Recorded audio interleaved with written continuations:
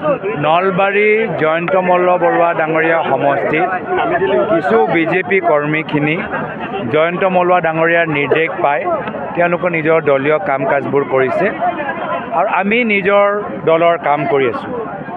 আজি আমি মুখ্যমন্ত্ৰীৰ লগত যুঁজি আছোঁ অসমৰ ৰাইজৰ ৰাজহুৱা সমস্যা লৈ, খোৱা পানী লৈ, শিক্ষা লৈ, চিকিৎসা লৈ, বিজ্ঞানৰ লৈ, আৰ্থিক সংকট লৈ, বেমাৰী লৈ আৰু তেওঁলোকে যিবোৰ বিষয়লৈ আমাৰ লগত যুঁজি আছে সকলোৱে দেখা পাইছে।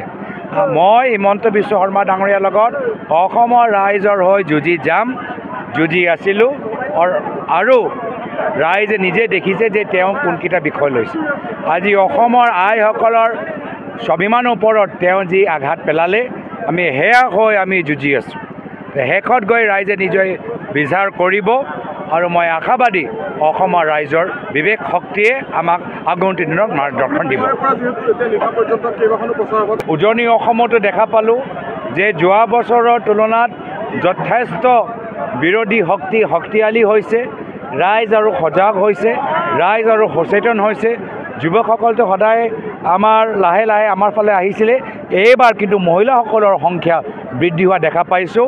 আৰু যেতিয়াৰ পৰা মুখ্যমন্ত্ৰীয়ে অসমৰ মহিলাসকলক এটা কলংকিত মন্তব্য ব্যৱহাৰ কৰিলে তেতিয়াৰ পৰা মহিলাসকলৰ আজি ঢৌ কংগ্ৰেছ দলৰ প্ৰতি আৰু বেছি দেখা পাইছোঁ। তেওঁলোকে অহা বছৰ বিধানসভা নিৰ্বাচনত তেওঁলোকৰ পতন হ'ব, তাৰ বাবে তেওঁলোকে শংকিত।